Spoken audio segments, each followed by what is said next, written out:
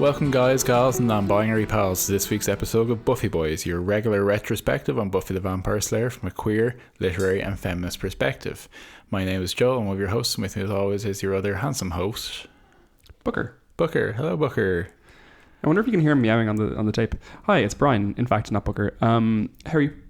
Yeah, I'm pretty good. I'm excited. I'm sitting here enjoying a recording of a podcast with a lovely fancy mug that you got me, one which lights up and does all cool kind of keeping things hot and definitely things. Yeah, it does that, which is kind of cool. So let's jump in. I think we have plenty to talk about today.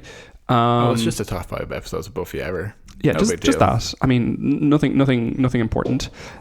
So today we were talking at the top 5 episodes of Buffy, and it's the conclusion of our rankings. Mm-hmm. And we are the Rank Kings, which is a joke I'm now stolen accidentally from the Try Guys on YouTube, who I kind of like. I'm not sure.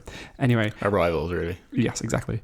So, next week we're going to do Buffy movie, and then we're going to rank the seasons, and then we're going to be finished. And I think probably won't release anything as Buffy Boys after that. If it is, it's only if, I don't know, like a new Buffy season or series comes out or something like that.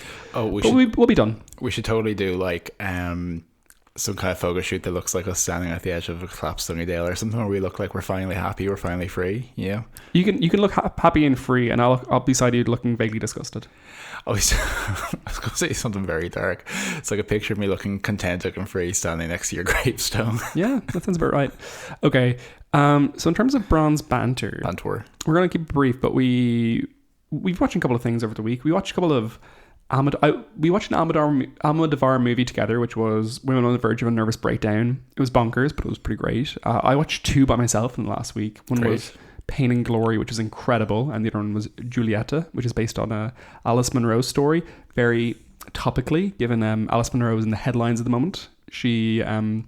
Alice Munro is a Canadian short story writer, and there is a scene with her books in it. She's in it. In the new Disney Plus, or I think it might be Star specifically, distributed movie called Fire Island, which is about gay men going to Fire Island, which is an island near New York, very gay resort basically, and it's essentially a Jane Austen Pride and Prejudice adaptation, but gay, and told from written by a gay Asian man and starring as the 2 leads 2 gay Asian men, which is Joel just Kim Booster and Bowen Yang, who are 2 kind of well-known podcasters mostly, right? Podcasters, SNL writers, tweeters, etc. Yeah. Like they've written. I know Joel Kim Booster, if I remember correctly, wrote for definitely the other 2, which we've explained the virtues of before, and something else in that vein, and potentially Shrill, I think. Shrill, yeah. So, quality writers, and they're very much getting kind of, a clear kind of star on-screen vessel credit type thing. 100%.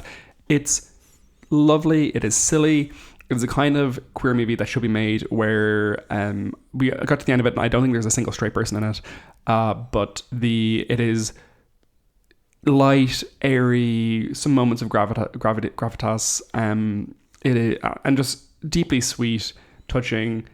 Can't recommend it enough. It's also quite like discoursey in the right ways, Yeah, it's like an effortless queer rom-com essentially, of the kind that we've been at times kind of straining ourselves to try and find, how do you do a film with gay people? It's like you just do a film and there's gay people in it. Yeah. But there was a tweet that went semi-viral over the last couple of days, which was someone saying unfortunately, Fire Island gets an F- on the Bechdel test. Try harder next time. Essentially, it was clearly a stupid throwaway tweet that someone did, who I think it was a blue tick person, but it was just so stupid, because it's a movie about queer Asian men. It's okay in that situation to put those people at the front. If you can point to me another movie about queer Asian men which isn't pandering in gross racist stereotypes, I'd be shocked. But the Bechdel test is hilarious because it's probably the most offhand thought experiment to ever compared to how seriously an ironclad is considered by some people. Yeah. And after this, Margaret Cho, who is the woman who the leading woman of the movie, she's the mother, the house of mother, the essentially. the mother in Pride and Prejudice, essentially, and she's a lesbian in real life and in the show or in the movie, and she was tweeting about it being like "fuck off," essentially, which is great. Really enjoyed her tweets, but Alison Bechdel specifically tweeted saying, actually, the Bechdel test, there's an exception there if there are two men and they're discussing Alice Munro's work. Yeah. It's a corollary to the Bechdel test. Yeah. Which made my heart sing. It's everything I love in one space. It is my favorite tweet that's ever been tweeted. It was wonderful. Pretty solid. Really recommend going off and watch that movie. But otherwise, Julieta is an Alice Munro adaptation of 3 of her short stories from Runaway. It's a really fascinating movie. It really differs from the short stories in a lot of ways, but Almodovar is just a fascinating director, I think. We watched The Great North, a bunch of The Great North, which is a cartoon by the same makers as Central Park and more importantly Bob's Burgers. So it's so essentially it's very much in that vein. If you've seen either of those shows, you have an idea of what you're going into. It's a family in the Great Alaskan North, and essentially like a family kind of animated comedy type thing.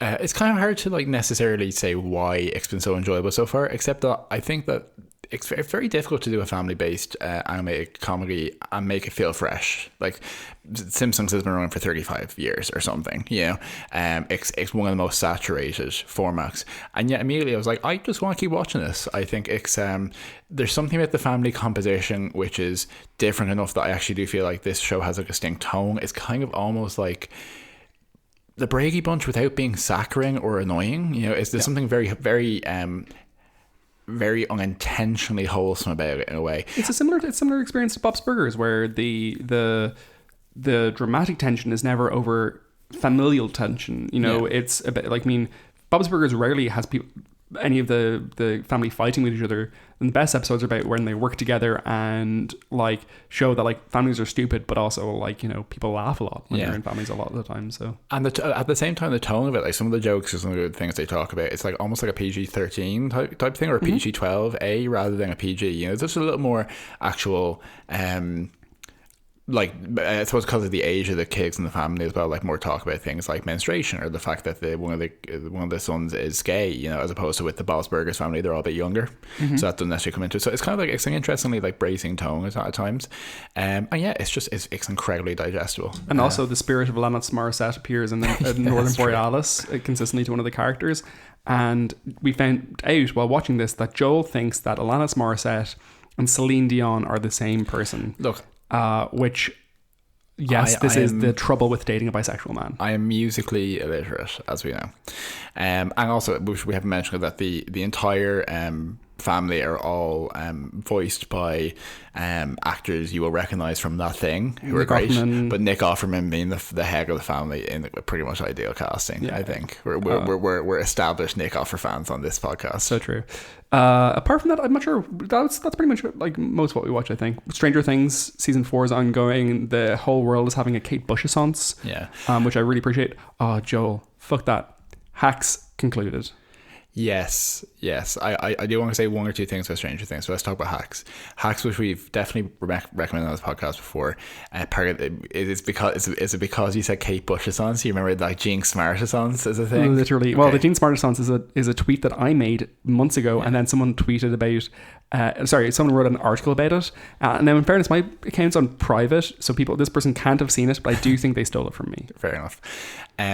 So we talked about before. It's Jean Smart, who has been in so many things, been in this, been in Fargo, been in the Watchmen TV series, Garden State, bizarrely, Legion, like a lot of the things we love, and a newcomer in this context, Hannah Einbinder, and it's essentially about an almost like millennial SNL style writer's room person teaming up with a very much a legacy Vegas performer who was a very popular female comic in her day, and their dynamic as the main character tries to revitalize her career and the millennial character figures out what she's doing with hers, etc. Sounds trite, all premises do. It is incredibly smart writing. It is funny. It is genuine. It is complex. It has a plethora of almost you don't even realize it, but like there's a huge amount of queerness in it. Like the main character is queer, another main character is queer. There's a lot of conversation about like it's actually like they go on a lesbian cruise in one episode, which is great. They do, and it's also like it's an explicitly feminist show in a way that many shows have feminist themes and underpinnings. But like no, this is the headline of what they're talking about women. Yeah. And the first season was I think a sleeper hit for us, and then second season I think exceeded the first season. I think we could have watched the entire season in an evening. Yeah. And just funny.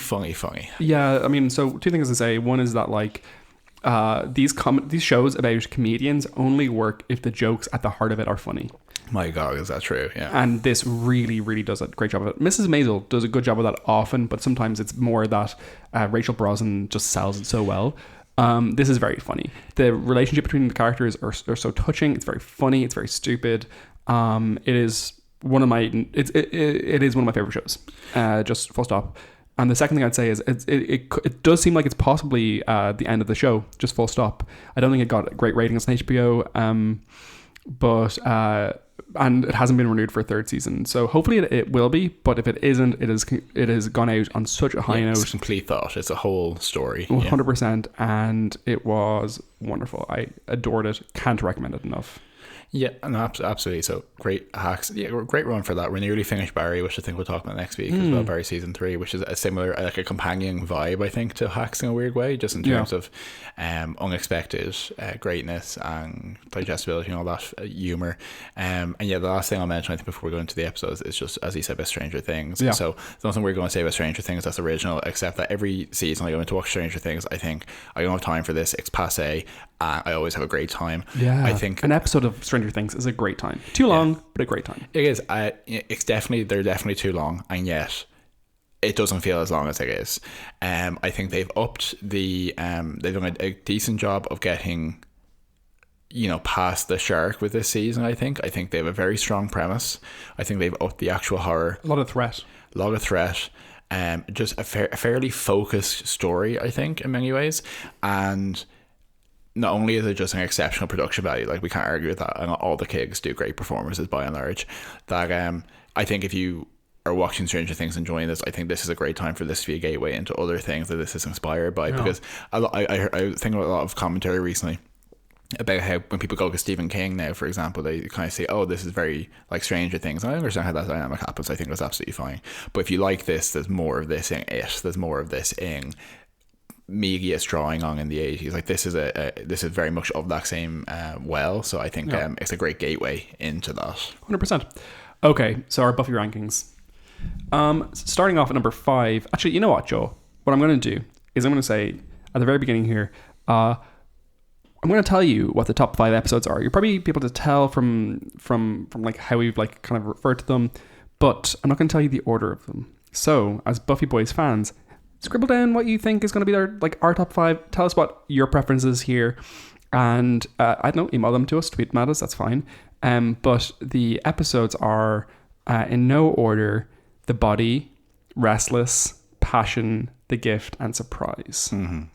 Great. Okay, cool. And actually, sorry, as one last brief note, Laura, one of the Superfangs extraordinaire, has been consistently sending us spreadsheets of her rankings of the episodes as she's been going through them and comparing them to ours, and we've matched up on a couple of strange places, which has been really nice. Absolutely. So I wanted to wait until we were close to at the end here to refer to these. I have been reading as they've been coming in, because it's an exceptional effort, but also has really aligned. Like I look at this, I'm like, this looks like our spreadsheet. It's color coded in the same way. It is color coded in the same way. It's also Laura, I'm sorry, but you're wrong about him. It is good.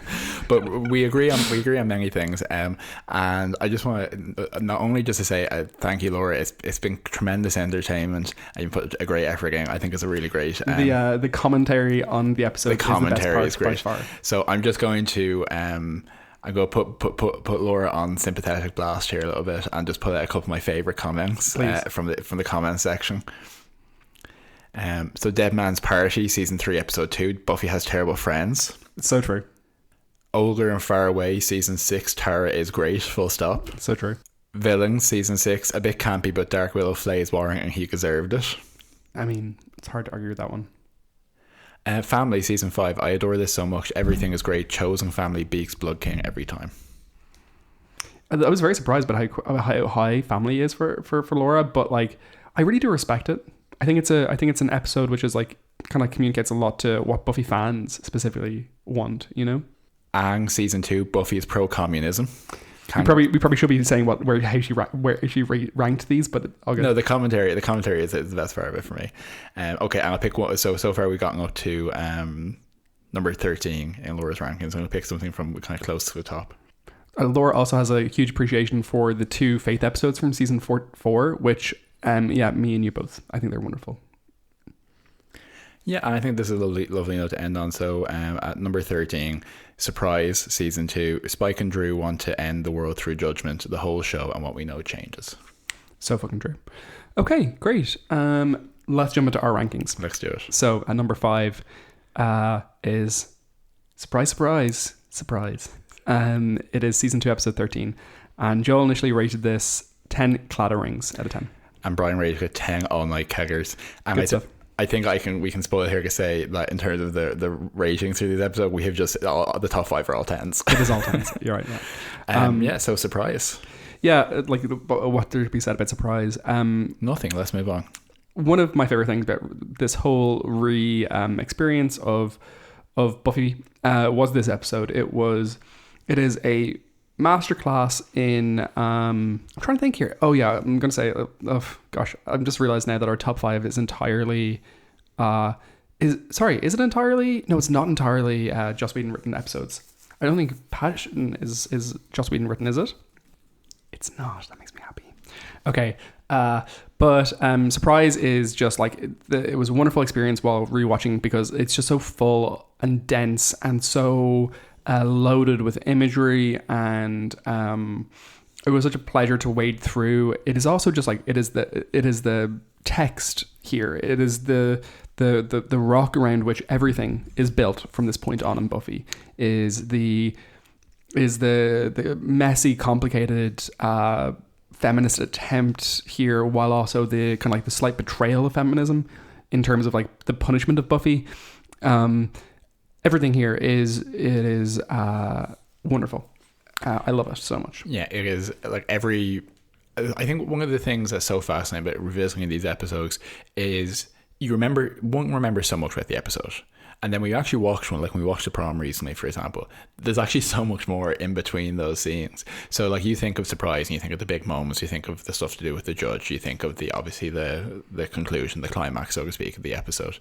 But the stuff in there about, there's Dalton, who is that vampire who is a vampire, but he loves reading and he has a love of books that the judge burns. There's that kind of weird element to it. There's dream sequences with Drusilla at the start.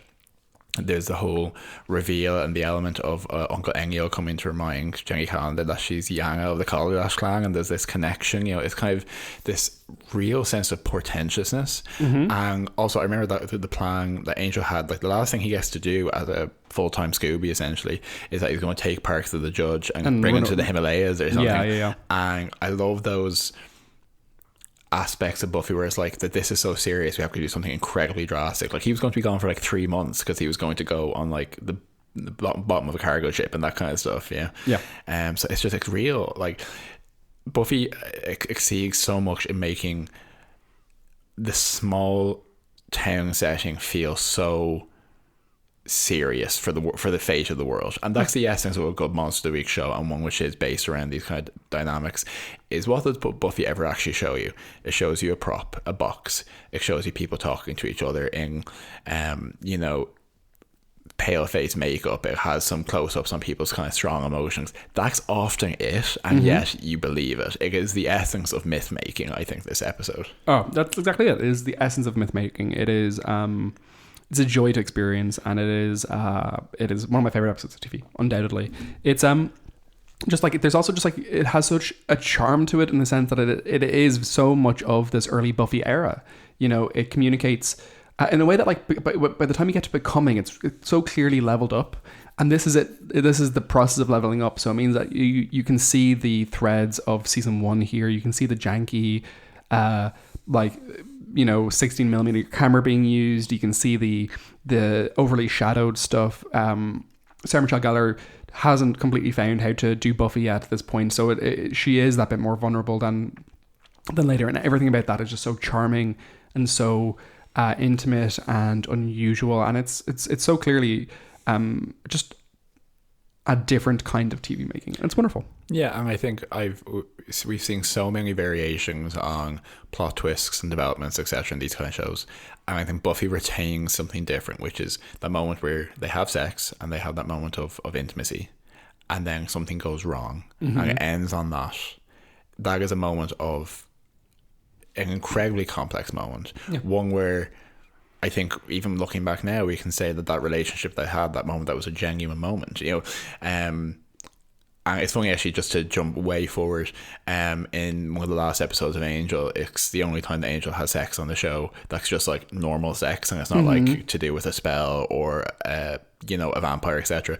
And it's actually the only time the show is like he can't have sex without losing his soul. It's just to do with the intimacy, really, in the moment of pure happiness. Yeah, that's quite funny. But here it's like this is a genuine moment that is valuable, and then that sense of loss that communicates a personal grief, which is very different from the grief, say, in the body, for example. It's so rich. Yeah. And also, sorry, I should clarify. Part of this episode was Marty Noxon written, so I'm totally misreading that. I think it's a masterpiece. I love it. Okay, next up at number 4, we have Restless, season 4, episode 22, and Joel ranked this 10. I have no idea what this ranking is. And that describes. sound, which is something unvoiced. You took a big long pause, and then you said, and that sound, which is something unvoiced, because you're a wanker. Oh, okay, that's a reference to the episode, is it? Yeah. Oh, because the first layer doesn't have a voice. Well, yeah, and also, it's, you thought you were being creative, and it's something poetic, you said, essentially. The summation of this podcast is me leaning into a mic and enunciating, I amused myself, and that's all that matters. Mm-hmm. So 10 unvoiced moments, and Brian rated it something which is also representative of his approach to this podcast: 10 penetrating wounds. And the amount of your ratings which are innuendos and sexual when taken together. I'm totally comfortable with that, Joel. I walked in. I spent something in the region of 8 hours researching for Restless. Yeah. So I get to talk about penetrating wounds. You do, absolutely. Restless is just something else. Yeah, Restless, obviously, like a slightly divisive one, because I think like many people think it's great. I think it's great.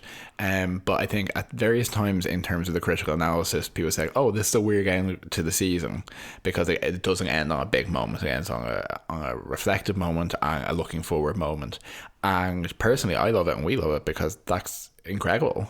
From our perspective. I think it has only aged well, if you get me. Yeah, it's an episode which really supported the premise of this podcast and the premise of the critical approach, which is that the themes, the subtext, the interpretation of the episode is not overreading. It's not creating something that isn't there. It's a tone poem. It invites the kind of inspection, speculation, wonder, fun, play that it receives. Yeah, and I think it's I think it has value, in particular because I think it probably exposed people watching to, who aren't necessarily experiencing this kind of content very like horizontally. They might just watch a lot of shows like this. This was something different, and I think it invites you to think about things differently. It invites you to see the characters as people first, and I think there's some problematic elements to it. There's some elements that don't hang together 100%, but as you say, the tone of it, it's an experience. The episode's an experience, and I know it's an episode that always gave me like a little bit of like the shivers, like like something is happening. There's so many lines in it that are just so evocative, and so I think deeply ingrained in my understanding of the individual characters. Like I never going through season 4, I never once interacted with Adam without remembering the scene in this episode where his human self, when asked what his name is, says, "No man among us can remember." Yeah. Just stuff like that. And it's like, it's borderline lynching. Oh, 100%. It very much takes from Lynch. The whole episode, it's kind of hard to even put highlights from it. The Buffy part is by far the best, obviously. The whole thing is great. It's so like surrealistic in its very like structure. It is bizarre, warm. Tara is like great in it. She's so like dreamlike and spooky and weird. Willow's parts are genuinely funny. Xander's parts are kind of funny at times, but also quite upsetting. You know, it's quite clearly quite abusive. I actually think Xander's parts are the part of the episode that are most like an actual dream. Yeah. Like the both the nightmarish elements, but just the sense of trying to go with Joyce and then be like, I'll be back in a second, and then not coming back, or like going to the back of the ice cream truck and it keeps going. Yeah. That for me is like very actually dream imagery as opposed to necessarily prophecy. Yeah. 100%. It's probably the episode that has the most creative and unusual filmmaking involved. I mean, the photography in it is like just stunning. It's so weird. You have so many like very unusually shot parts. You have like, they take advantage of the fact that like a lot of these sets are connected in ways that you don't want to see, where like the door from Xander's basement actually does lead into Buffy's hallway because it is just a set. And stuff like this, and in a way that really, really works. Yeah, I think performance wise it's wonderful. I think it has so much to say about the lore of everything that's happened to this point and everything that happens after this point. There's no amount that you can read into this which is like excessive, but also like, I mean, it also just invites you to engage with it on a level that is fun. I find it entertaining as well, though not as entertaining as some episodes, obviously. Yeah. But I just think it's like, you know, I don't think any show has done an episode quite like this since. I mean, there have been episodes of TV shows which have been dream sequences, but not in the way that I think they have been dream sequences in the sense that they are like, you know, a way to play, whereas this episode is like actually interrogating the structure of a dream and you know, using it to full effect to really say something about its show. Yeah, and I think for me, my final thought on it is that one of the most important things in this show is the first layer. It introduces and encapsulates it entirely in this episode, and by creating, and this isn't a throwaway, I always think the show was strong for not being like, and this was the 1920s Flapper Slayer and here's etc. It only shows us the Slayer line when it's absolutely relevant, and there is a line which goes from the first Slayer to Chosen when everyone is empowered, and understanding that, and that this line is a history of power, but power born of struggle and power born of loneliness. And what Buffy, you know, that the Slayer, first Slayer and Buffy are not enemies. I think that's really, really important for me in terms of understanding the show. And I think this episode is just so, represents that so well. I can't wait to put this episode on again at some point soon. Okay, next up at number 3, we have The Gift, Season 5, Episode 22. Joel initially rated this 10 BDSM octopus demons out of 10. So fuck you. And Brian rated it 10 pleasure moments. Great. What's there to be said about The Gift? Like, I feel like this is how we introduce all of them, but like, for one thing, The Gift in and of itself is a great finale in some ways because it doesn't do a two-parter. You know, there's so much that happens in this 42 minutes. You know, you have the setup is like Dawn being has been captured. She's trussed up above the tower. One of the most important things for me about this episode is Dawn's deep bravery. Bravery, yeah. And braveness, Bravosky. Braveness. And then just the absolute insistence of Buffy as a character to do the right thing and to be heroic, which is at the heart of this show.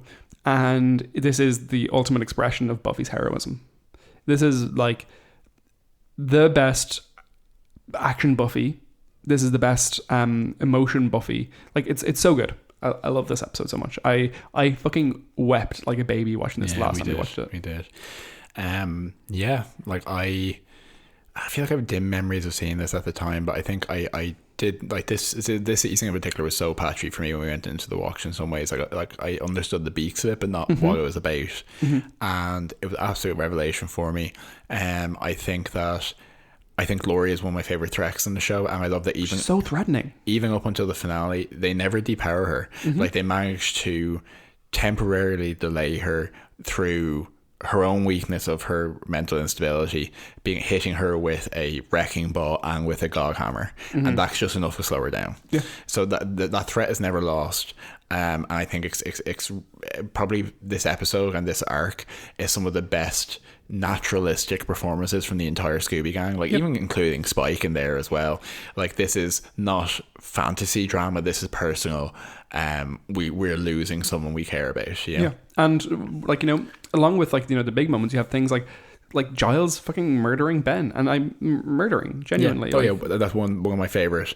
Like, I'm not necessarily like in favor of one of my favorite moments for the character, because I think it sets him as it explains his purpose in some ways. And what I like is that there's never any retribution for that. There's never any judgment for that on Giles' character. He's never brought to task for it.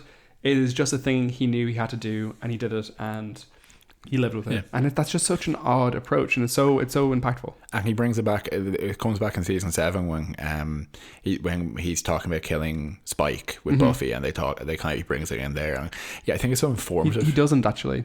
That's actually in the deleted scenes. I still think that the essence of it is in that scene, or it continues to be in the character. That's, certainly that, like, Lies My Parents Told Me is the like conclusion of this thread line, but it's never tied up. It is it is a facet of his character, a thing that Buffy can't do.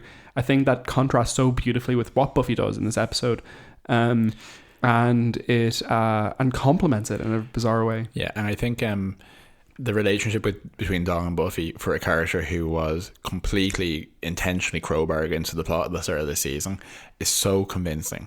Their sisterly relationship is so genuine, I think, and her deck scene is absolutely heartbreaking. I think there's some questions over, the suffering that Buffy experiences over the course of the show, but one of the ways, it's not necessarily the right thing that should happen, but what does happen sometimes is that for people like Buffy, this is how it ends. And for her to be tormented in some ways by the idea that she's such a giving and a loving person, and that all she has to give ultimately is death. And I think in a counterpoint to what she does in Chosen, she finds a way to take that and make it her own. It's like, death is my gift, and this is how I make that a positive thing. The music is at the end is so powerful and evocative, and when she is found on the bricks, everyone's performance, and like Spike just like collapsing, it's so you can hear, even though it's silent, you can hear Alison Hannigan's ugly crying. So true. It's incredible. It's so good, and it's a wonderful conclusion to the show. If it was the conclusion of the show, it would be an incredible conclusion. I think I prefer it concluding as Chosen, in the sense that, like, I like the message that Buffy gets to live, ultimately. Buffy gets to start living in some ways. It's a more mature message, I think, to get to season 7. I think there's something a little provocative, but the early show is embedded, even up in season 5, in a certain kind of emo-ness, a certain kind of like teenagey angst feeling, which is legitimate, and some of it is like, sometimes you do all this and you die, but the best you can do is like make it worthwhile. The mark of an immature man is one who will die for a cause, and the mark of a mature man is one who will live nobly for it. Words to live by, Brian. Okay. Up next, number 2 is The Body, season 5, episode 16, and Joel rated this 10 out of 10 groundbreaking gay kisses. And for perhaps the saddest episode of Buffy, Brian rated as 10 primo biatches. I don't remember what that is. I imagine it's probably something Buffy describes herself as being while she's talking to Tara or something. Yeah. Oh, sure. The Body is, it is, so we haven't rated our best episode of Buffy. Like, I kind of think it's the best episode of TV of all time. Yeah, The Body is one of those few episodes of Buffy that I think inarguably can be taken out of the context of the show and say this is actually just, if you want to have a reading list of some of those important episodes of the television medium, The Body is one of them. Yeah, I wouldn't put anything else from this list as high as The Body. I think there are quite a few episodes of Buffy that get up there as some of the best TV episodes of all time. The Body is the best episode of TV here. So what happens in The Body, right? So I mean, like, it is we've spoken so much about format breaking Buffy episodes when it plays with TV, and it's all in in favor of it's the whole, every time they stretch their legs with format breaking, with a Zeppo, with Hush, with any of these things, it's all building up to this point. And its zenith is zenith is this point where Joyce has died. It is the most heartbreaking death of the show, undoubtedly. And the reason that Joyce dies is a sad shit reason. And and it's a moment for the characters to become, or to show the humanity that they've had for the entirety of the show, in a show which is so fantastical, being able to communicate the humanity and the genuine experiences of these characters in a way like this is just incredible, just remarkably wonderful. It's incredible. It's a wonderful episode of TV. It's bizarre, touching, upsetting, a very hard watch, though I have watched it probably more than any other episode of Buffy. Yeah, it's a funny thing because I think it's not something I tend to do a lot of. I think people who rewatch comfort shows or familiar shows will often say, "Oh, on a rewatch, I tend to skip this episode or an episode, for example." Yeah, you know, say, "Oh, I don't watch this part of Star Trek, etc." And I think The Boggy is probably one that if you're doing a casual watch of Buffy in the background, people probably don't put on, and yet I know you will tongue that sore tooth every time you can. I'll often not just like put on the saddest episode or something just in the background to finally feel something, because that is my dark and twisty mind. I'll often go to the saddest part of the episode and watch it repeatedly. So. And watching episode 4, I think it does quite a good job with the medium of representing the messiness of loss and grief. I think the way she reacts in her kind of dissociative behavior and kind of not really being able to see or understand what the paramedics are saying, focusing on trivial matters, all that kind of stuff is so dangerously relatable because it makes all this feel suddenly real, you know, and makes it not a fantasy world in some ways. And for a show which always wanted to explore how real people react in extraordinary circumstances, this grounds it in such a permanent way. It's such an important, a heart-wrenching effect on Buffy by taking, you know, a show that's about women and about their relationships, by taking one of the most important women out of her life, and then her having to, like, how old is she, like 20, you know? Mm-hmm. That's what we said, maybe 20, 21. I think maybe 20. Yeah. And I think something which, when you think of The Boggy, which is maybe overlooked or underrated, is, yeah, absolutely, the conversations she has with Tara on that couch, which I now can't see the proper couch because there was you remember the complete tangent, but do you remember that IKEA released those like artistic pride couches, and one said bisexual and was like, you know, some weird bisexual couch, and someone photoshopped Tara and Buffy sitting on that couch in the hospital, and that's the only thing I can picture now, which I think is very apt. But some very evocative and very meaningful conversations there, and I think one of the powerhouses of this episode for me is Anya. Yeah. And her... Oh, it's widely known that Emma Caulfield, this is her best performance in this episode. And that reaction is at the core of, like, the human reaction of this, of what is most important here. Yeah, and we talk a lot about characters who are truth tellers or who give an outsider perspective. And Anya here voices the thing that... maybe one of the ultimate things that everyone feels but feels they can't say is, why is she not here anymore? The senselessness of death. Yeah. No, 100%. And it's a show that, you know, grapples with death and mortality in particular, in a lot of ways, and a lot of the episodes which we have I think highlighted here in some of our strongest episodes, Lie to Me, etc., that sort of thing, really get into that in a really genuine way. And I think this, along with an absolute healthy dose of 6 Feet Under, but this is one of the episodes of TV, one of the things that really helped me to start thinking about that stuff, and really, you know, I think probably gave a lot of people in some ways a context or a language to think about things which are difficult. Yeah, sure. Which is what TV does. Like TV is not just like, I actually really, despise sometimes when people are like, oh, TV is like the boob tube, the idiot tube, like just sit and turn your brain off. It's like, if you do it properly, if you engage with your media, if you care about it, it is a way to understand and learn about the world and to understand what you're feeling. And I think the boggy is an example of TV's capacity to engage people in that. Yeah, two moments I'd highlight from this episode as just being just kind of speaking to why we love this show. One is Dawn in the episode finding out that Joyce has died. Like, just the entire Dawn sequence where she seems distraught and it's actually about a boy, and just watching her from inside the class collapse when she finds out that was is great, yeah. It speaks a lot to it. And the concluding moments of this episode of Buffy watching Dawn reaching up to touch Joyce's hand, there is something so deeply complex, sad, awful and horrific and disgusting about that moment, which is just perfectly written. It is the best, one of the best images that's ever been committed to television, is that moment of Dawn reaching up to try to touch Joyce and it not happening. It's wonderful. I could and will write essays about that sequence. I love the body. I love the body. And number one, what is it, Joel? Number one is season 2, episode 17, Passion. Yeah. Joel initially rated this 10 poorly maintained record players. And Brian rated it 10 sunshines. I don't remember that was a reference to. No. It's funny that we can't really end this on like a happy note, because so much of Buffy is so morose at times. Yeah.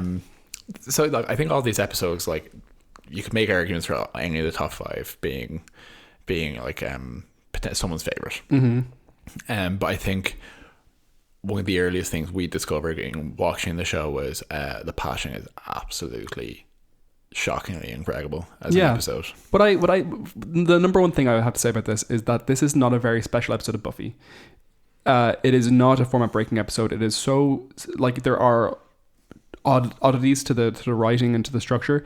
Like, you know, you have Angelus's like voicing over the whole thing, and it has a central theme, which is unusual for an episode that is stated.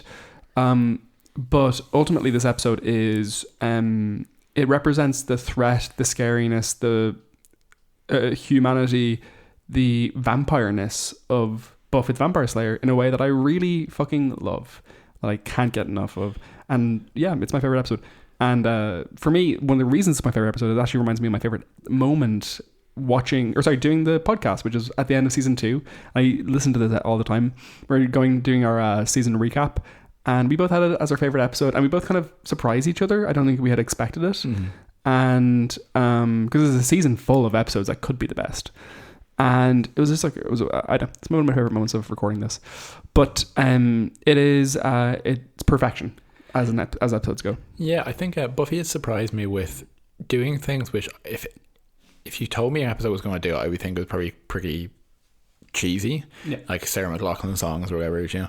And this, like, him having a voiceover for the whole thing, talking about what passion means, it feels so arch and so, like, could potentially be done poorly, but it's so perfectly tuned and it's so sparing in doing these things. And I think, again, another episode which every aspect of it is incredibly memorable and iconic. Like, everything from, like, I think you are no lorehound. Orb of Thesla is something you know. Oh, 100%. And you remember, and it's such a simple prop and a simple MacGuffin, and fragile MacGuffin. That's really interesting. I think it's an episode which contains, you know, we underestimate Buffy as a horror show before a fantasy show in some ways. And not only is this episode with Angelus incredibly horrific and some of the best, you know, his interactions with Jenny. That chase scene, deeply chilling. 100%. I think it does such a good job of actually communicating why Angelus is more dangerous than most vampires. And from the chase with Jenny to the stuff with Jenny's body in Giles' apartment. And then for me, the one of the most affecting moments of the episode, I think for a lot of people, is him watching from outside the window while Buffy and Willow answer the phone to find out that this has happened to Jenny, and Buffy just collapses and Willow, you know, like uncontrollable sobbing. It's his presence there in that moment, in that perverse, disturbed enjoying of this, like, you know, genuine depths of sorrow that they're experiencing in a way that, like, you know, I think is, you know, the kind of like sorrow that you can only really experience as like a teenager, where you have all these emotions, you don't know where to put them, and then suddenly something happens and you're like, oh fuck, I didn't want to put them there.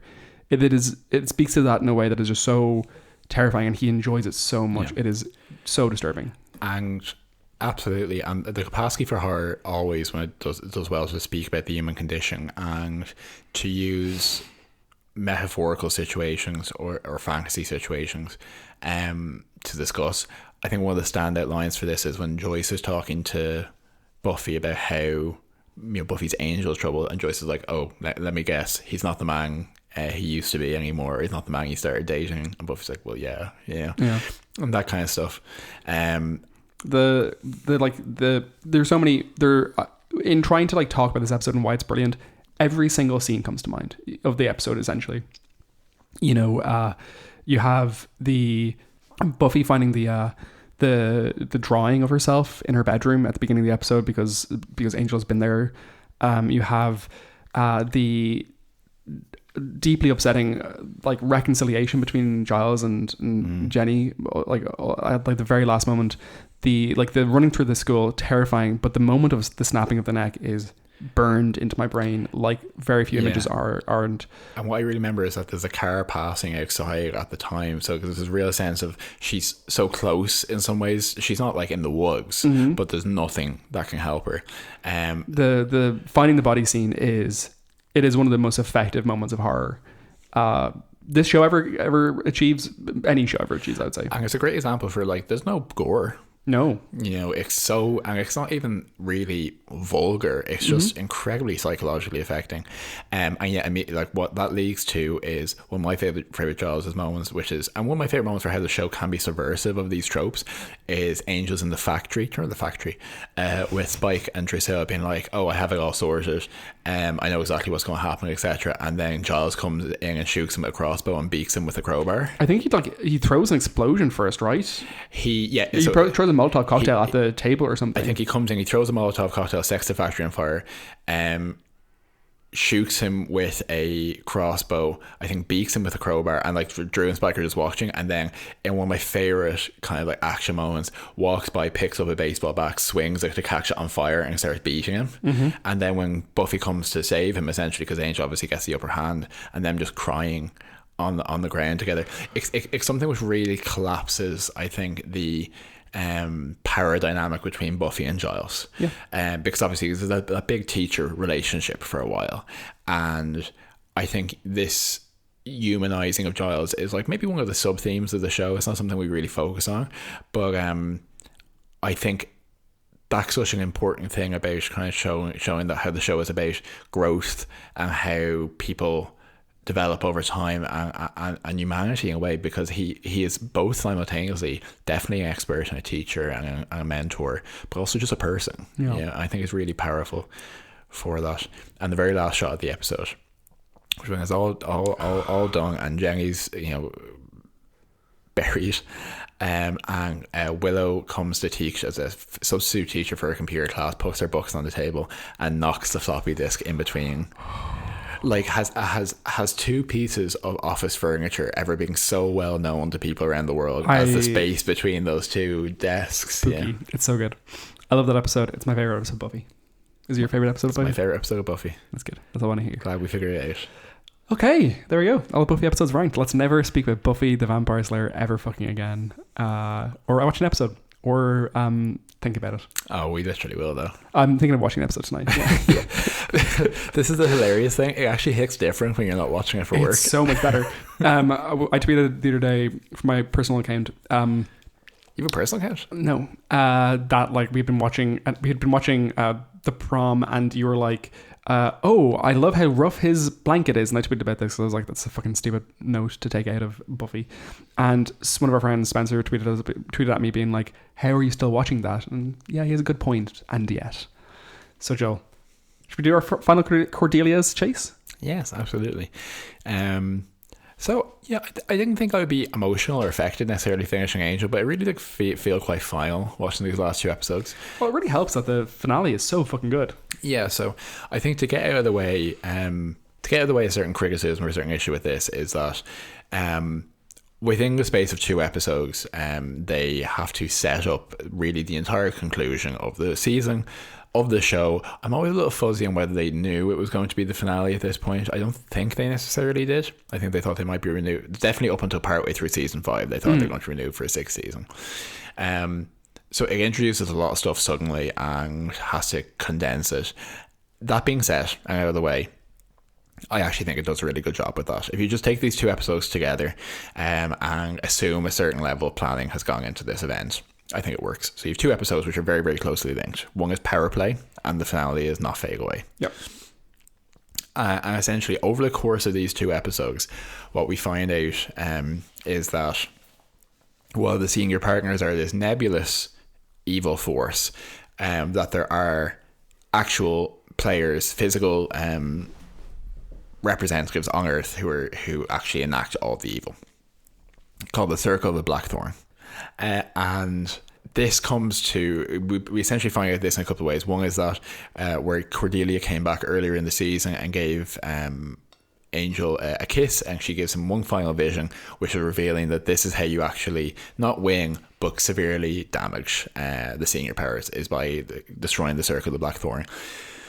And we have, some parallels, I think, actually with the last couple of episodes of Buffy, because there is this kind of very much, Power Play is this like setup episode. There is this implied, maybe there's going to be like one last twist. Like, remember in the second last episode where it's like, oh, is Spike going to turn against him at the end because he saw her kissing Angel? Mm-hmm. This episode is the Power Play is all about how has Angel actually turned evil because he is pushing his friends away. He's like helping the demons. He seems to have arranged an assassin to kill Drogon, who is the ancient warrior of light who protects the deeper well where Illyria was buried. All of this stuff to be like, oh, has he finally gone dark, essentially? And we get a kind of a decent investigation episode where they try to figure all this out. And you have, I suppose, character moments for the gang as they wrap up kind of the work at Wolfram Heart. You get a completely throwaway plot, I think, with Angel having sex with Nina, who is the werewolf, who's like a couple episodes. They seem to be getting on fine. She's sent away with her family and out of the show entirely, essentially. And what it sets up is, so for the majority of the episode, we don't know why Angel seems to be going so dark. And then eventually they all come to confront Angel. He casts a spell to give them 6 minutes to talk, while it seems like that from the outside they're still at each other's throats. And he basically explains this plan that this is Cordelia's final gift to them, that part of it means that to get in with the Circle of the Blackthorn, which he wants to do, he has to have sacrificed someone close to him. So he has engineered it to look like that he sacrificed Fred, because he wants to make Fred's death matter, to give them an opportunity to do this. And basically sets up, this is not going to be a big win, that most people won't walk away from this, but we've been trying for 5 years to make any kind of a dent in this, and that he doesn't care if evil will always be here. That doesn't mean we can't make their lives hell. And it kind of ends on that, essentially setting up this big confrontation for the final episode, which is, will we go out in essentially a blaze of glory?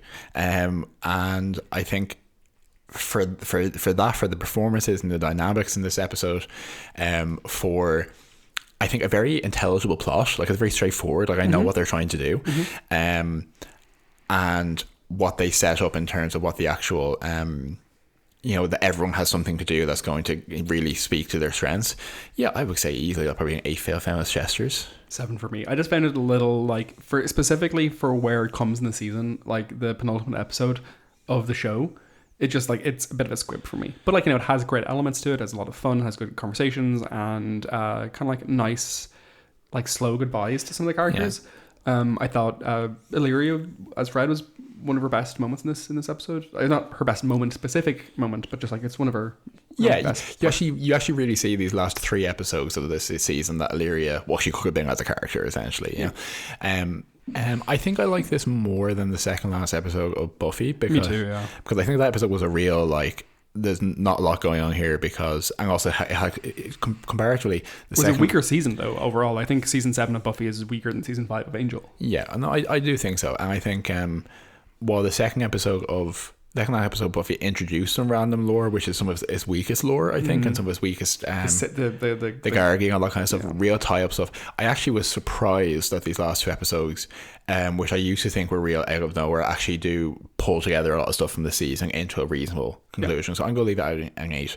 And then we go on to Not Fade Away, which has one of the most understandable and direct plots of Angel, a clearest finale and conclusion to the show. One of the clearest conclusions of any show of this type, I think. So we set up that the only way we're going to do this is if we take out the entire circle at the same time. Everyone has a mission to do. Everyone is given a target, and that they have essentially a conversation where it's very much like, this is the last time we're going to see each other.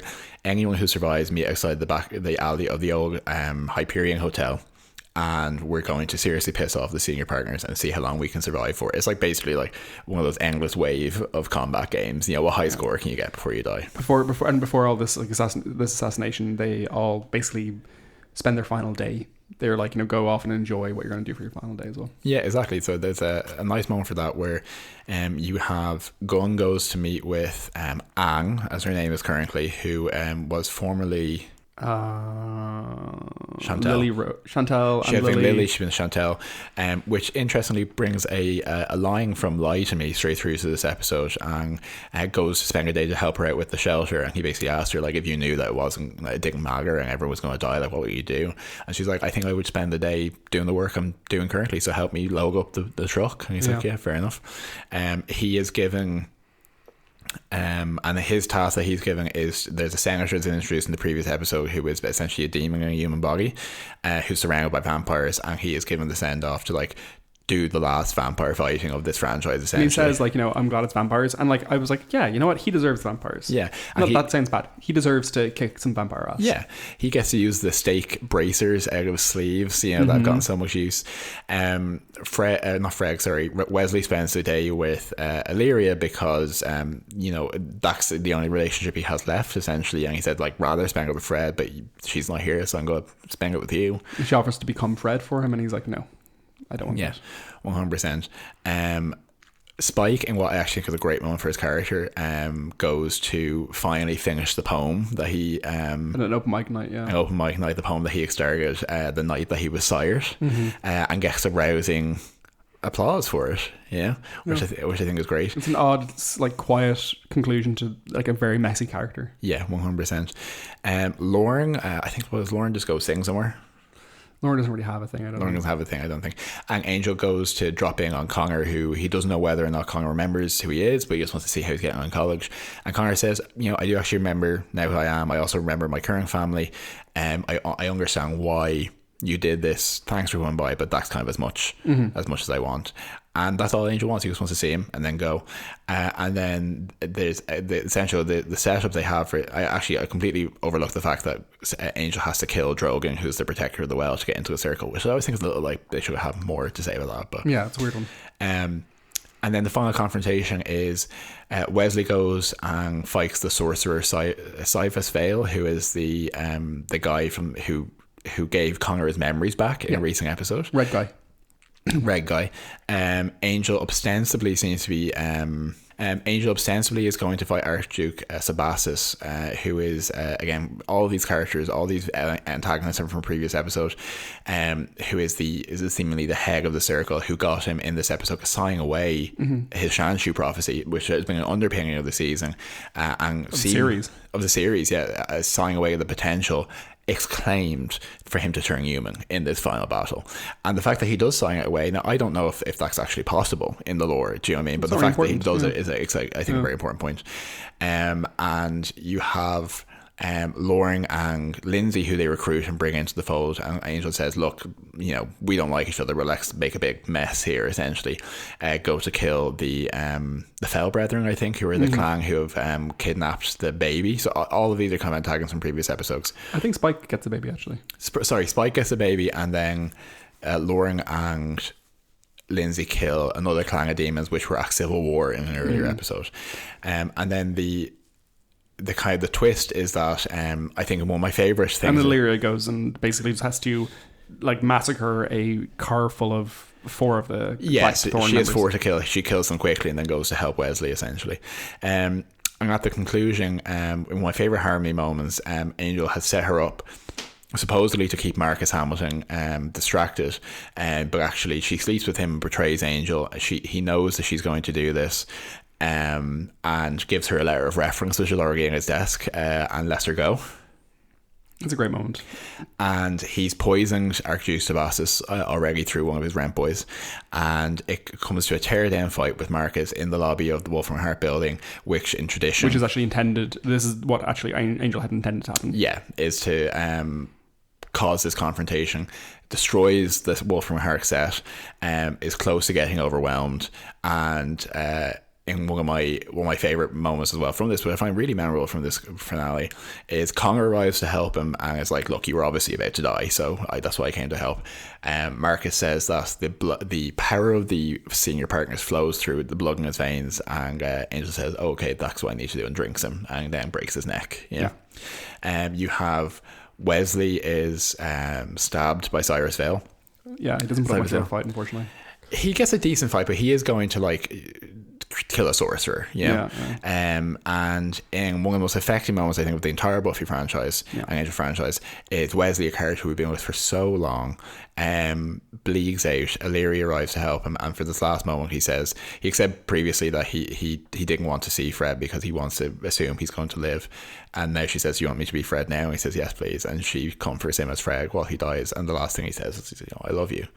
It's very upsetting. It's very upsetting. It's a very sad conclusion to like all the characters die. I think ultimately in this episode or right afterwards. In my there's no point in speculating because it ends when it's supposed to end. Yeah. I think if they survive that, it's unusual, but it's certainly intended as being this is their death. Gunn is whatever, but we'll get to that. But like, just seeing this character die after so long and having him being developed so well, it's deeply upsetting. It's also it caused a lot of grief for Illyria. She immediately punches the Archduke Sebastus' face off, which is fun. It's a very complex moment for Illyria. I think Wesley is one of the most human decks on the show, one of the most human characters. And yes, Cyrus Vale says, take one shot, little girl, and she turns into Illyria halfway through swinging and bursts his head, which I think is an incredible moment. And then that's essentially it. Lindsay and Lauren complete their mission. Lindsay thinks, okay, great, I can finally have a moment of redemption, and Lauren's like, some people get to be redeemed, you don't. Shoots him. It's the only person that Lauren kills in the series because Angel asks him to, and Lindsay is indignant that he's going to die to a flunky, and Lauren's already told Angel that after you make me do this, I'm gone and don't try to find me. Yeah, which is very upsetting. Yeah, and then I think that's everything. Well, Spike gets the baby, brings him back, and Gunn has been mortally wounded in this fight with the vampires. And the 4 of them meet up in the alleyway, the hotel. Yeah, and they have a little banter, and then they say that this is probably going to be the end, and let's go do it. Beautifully, like drenched in rain. Only a few people survived, and they say that the senior partners have sent everything they have, and you see a dragon, you see like dozens and dozens of demonic warriors, and they're like, what do we do? And Angel says, well, we fight. I'm going to take a 30,000 on the left, and I think Gunn says that. Well, Gunn does say that, but they all say to that effect that what they're going to do, they're going to fight, and against Angel swinging and saying, let's go to work. And that final image of him swinging, really strong. So glad they didn't do a slow-mo. That would have been bad. Yeah, it's a really strong conclusion. Yeah, it is, and I think it's something which has, I think, erroneously been maligned at times for being a cliffhanger, and it's not a cliffhanger. As the point of the show is that halfway through the show, Angel is broken because Holland Mangers tells him that the home of evil is Earth, and that as long as evil is in the heart of men, Wolfram Heart will always be here. And that is an important counterpoint for here, where he says, yeah, they will, and as long as they're here, we'll always fight them. And that is, I think both Buffy and Angel end in a way which is perfect for their particular narrative. Yeah. Both which are about to continue and struggle, but that there can be moments of triumph within that. And this episode for me personally is a 10 out of 10. Me too. I think it's an amazing finale. I think it really makes me like the whole show more. Do I think it's better than the Buffy finale? On some days, I would say so. Yeah. And yet, not fade away. That is the end of Angel. A show which is in no way as good as Buffy, but... And this casts in a very positive light, this episode, I think. Yeah, it does. I have a lot of affection for the show, and I've had a lot of fun over the years watching the show. Mm-hmm. I think it has a lot of high points. It has a lot of Wesley, a lot of Angel, a lot of Cordelia, and a lot of Spike, and a lot of Fred. Like, these are great characters. Yeah. I'm glad we had this show. Yeah, me too. Okay, great. Well, thus ends our Cordelia chasing and our rankings, and we'll talk to you next week for the final episode of Buffy Boys proper. Yeah. Thanks. So thanks for as always for joining us. If you enjoyed this episode, please let us know. Tell your friends and tell the other Buffy fans in your life. Yeah, please. See you next time. See you, Buffy Boys. Buffy Boys.